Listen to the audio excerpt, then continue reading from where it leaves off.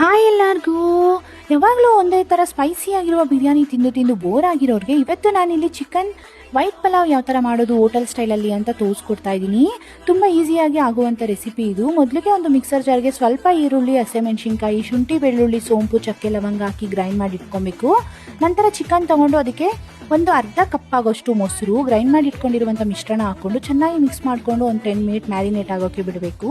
ನಂತರ ಒಂದು ಬಟ್ಲಿಗೆ ಸ್ವಲ್ಪ ಎಣ್ಣೆ, ಸ್ವಲ್ಪ ತುಪ್ಪ ಹಾಕ್ಕೊಂಡು ಪಲಾವ್ ಸಾಮಾನು, ಹಸಿಮೆಣಸಿನ್ಕಾಯಿ, ಈರುಳ್ಳಿ, ಪುದೀನ, ಕೊತ್ತಂಬರಿನ ಹಾಕ್ಕೊಂಡು ಡ್ರೈ ಮಾಡಿಕೊಂಡು ಮ್ಯಾರಿನೇಟ್ ಮಾಡಿಟ್ಕೊಂಡಿರುವಂಥ ಚಿಕನ್ನ ಇದಕ್ಕೆ ಆ್ಯಡ್ ಮಾಡಿಕೊಂಡು ಉಪ್ಪನ್ನ ಹಾಕ್ಕೊಂಡು ಒಂದು 10 ಮಿನಿಟ್ಸ್ ಅದು ಚಿಕನ್ನು ಅರ್ಧ ಬೇಯೋವರೆಗೂ ಒಂದು ಮುಚ್ಚಿಟ್ಕೊಂಡು ಬೇಯಿಸ್ಕೊಬೇಕು.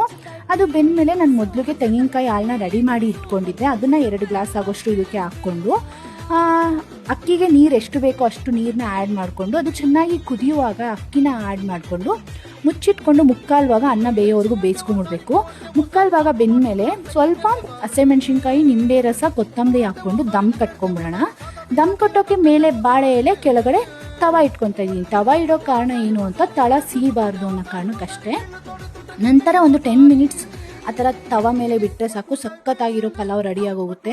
ನಿಮ್ಮ ಇಷ್ಟವಾದ ಚಿಕನ್ ಗ್ರೇವಿ ಜೊತೆ ಸವಿತಾ ಇದ್ದರೆ ಸಖತ್ತಾಗಿರುತ್ತೆ. ಟ್ರೈ ಮಾಡಿ ಹೇಗಿದೆ ಅಂತ ಕಮೆಂಟ್ ಮಾಡಿ. ಇದೇ ಥರ ವೀಡಿಯೋಸ್ಗೆ ನನ್ನ ಪೇಜ್ನ ಫಾಲೋ ಮಾಡಿ. Bye all.